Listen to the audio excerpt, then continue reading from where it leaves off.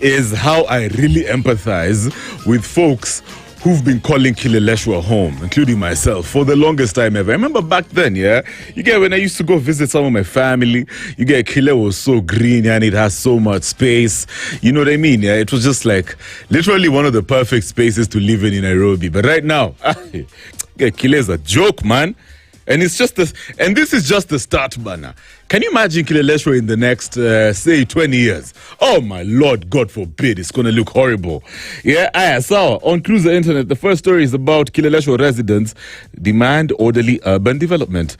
That's that headline, and the details are as such. Now, the Kileleshwa Ward Neighborhood Association, Kiwana, says it's stepping up efforts to push for lawful and sustainable urban planning in the fast-changing neighborhood. The residents group says it's engaging Nairobi County, pursuing legal action and using community data to fight what it calls disorderly development in Kile. You know, so now Kiwana is also leaning on a major 2025 Court of Appeal ruling that ordered Nairobi County to properly gazette development control policies and local physical development plans, while also giving residents association a stronger voice in the planning process. Because you kind of get the feeling that the residents, Maze, are not engaged.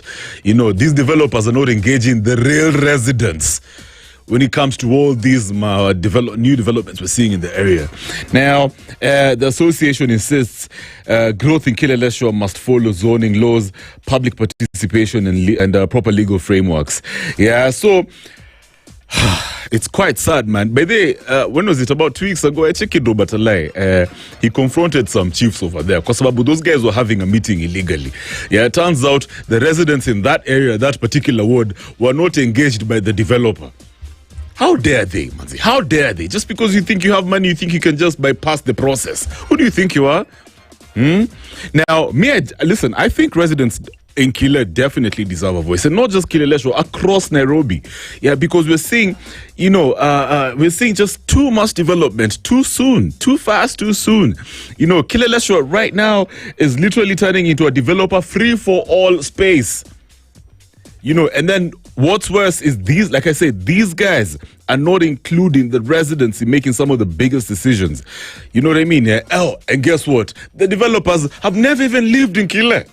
So they don't understand the history, they don't understand the heritage, they don't understand why Kileleshwa at some point was so popular, right? And right now, you know, even some of my friends who've been there for the longest time ever, guys are telling me, Mazeke Voyani, bro, living over here is such a menace, Maze. It's just the worst, man. You guys have an awesome townhouse. Up before next, you guys just checking some big-ass apartments being built, but the noise, you know what I mean? The drainage system is a mess. Some places actually stink, yeah? Yeah, there's mad overcrowding, pressure on the road, squeezy potholes in places you don't even expect. Drainage systems are kind of messed up.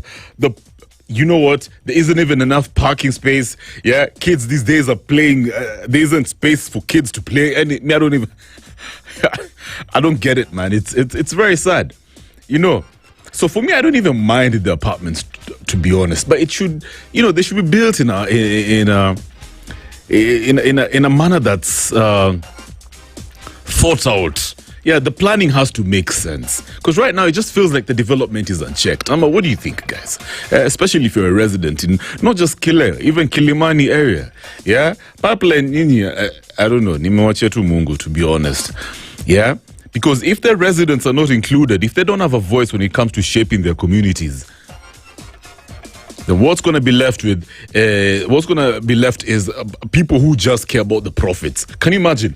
Profit is what determines how a city looks like. It shouldn't be like that. It should never be like that, right? Sawa, what are your thoughts on that hashtag after hours on Spice? 29 minutes after 7, we're keeping it moving. ODM on the next story on Cruiser Internet. ODM abandons Linda Ground rallies to consolidate support. Tony Kazi. Yeah.